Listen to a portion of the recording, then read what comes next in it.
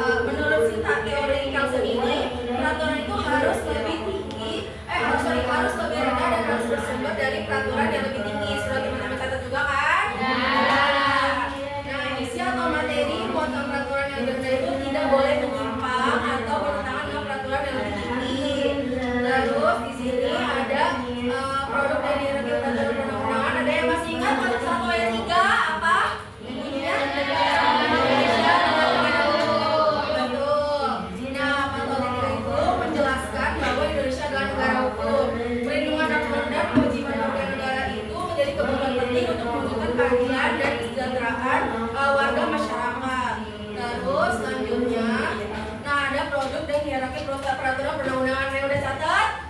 Udah, boleh disebutin. Ayo sama-sama. Yang pertama.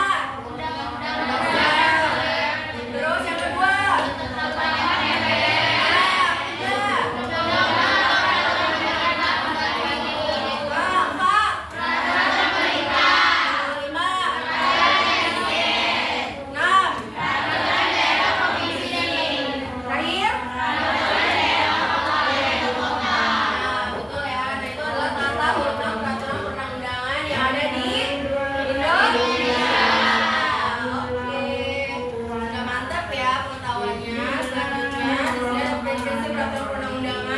Ada yang udah nulis juga, ada yang udah catat?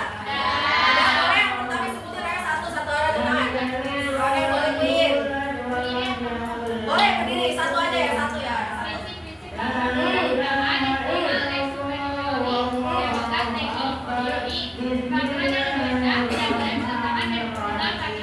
Oke, clear, thank you ya. Selanjutnya yang kedua, siapa yang mau clear? Boleh, Naila.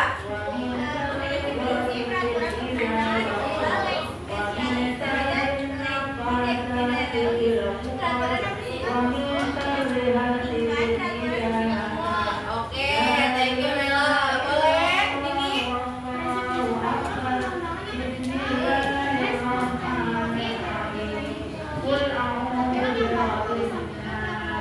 Oke, Dini, thank you. Yang keempat? Boleh, yang keempat, yang terakhir, boleh, Ainun.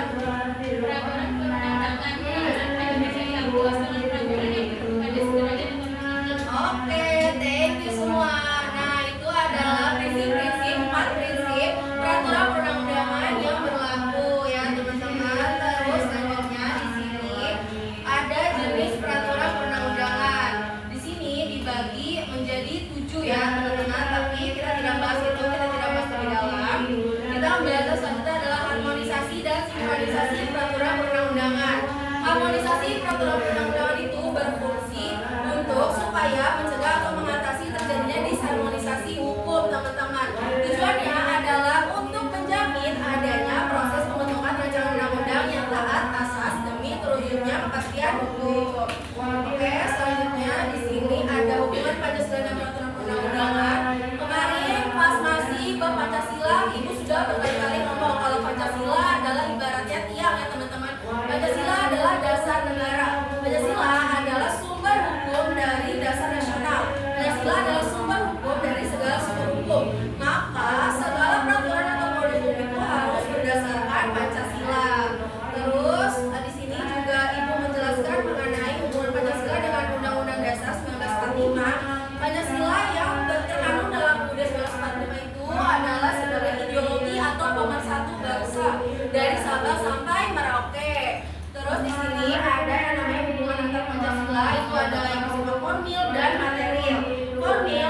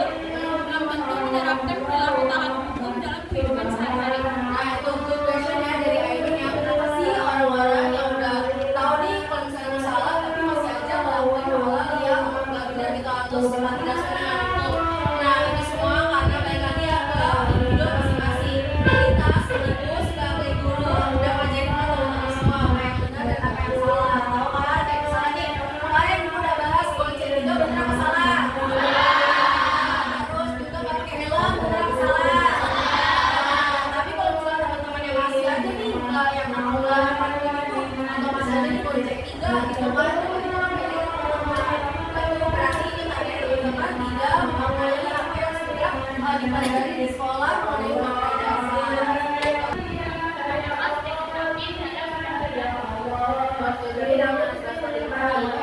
Nah, oke, good question dari Queen. Kenapa sih masih ada aja yang namanya pelanggaran hak asasi manusia? Contoh tiga pelanggaran hak asasi manusia ada yang disebutin nggak siapa apa aja? Coba. Pelanggaran hak asasi manusia misalnya apa? Ayo. Contoh yang simpel aja, yang simpel. Misalnya apa? Misalnya ngambil hak orang. Misalnya orang yang harusnya dapat bantuan tapi diambil sama yang nggak berhak gitu kan? Itu termasuk pelanggaran hak asasi manusia. Terus apa lagi? Coba ayo. Ada yang ingin pengen jawab? Pelanggaran hak asasi manusia contohnya apa? Ayo, ayo. Apa? Coba.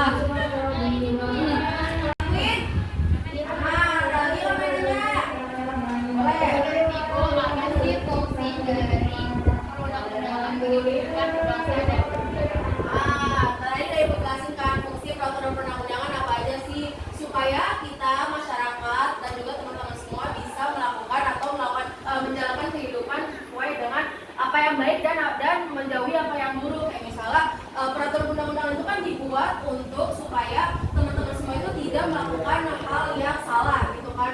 Nah, maka dari itu undang-undang dibuat supaya teman-teman juga tetap menjalankan hal-hal tersebut. Jadi teman-teman juga yang namanya terjerumus dari hal yang jelek kayak gitu. Nah, terus kenapa sih masih ada aja tadi pertanyaan dari si Ainon, kenapa sih masih ada aja orang-orang yang masih melakukan hal-hal yang salah padahal di undang-undang udah dijelaskan gitu. Nah, balik lagi ya ke kita sebagai individu yang namanya misalnya di media sosial itu kan udah dijelasin ya, masih banyak aja orang-orang kayak SDM rendah gitu kan, yang tahu kan SDM rendah gitu kan, kayak misalnya dia udah dijelasin segala macam, udah dikasih tau dia kayak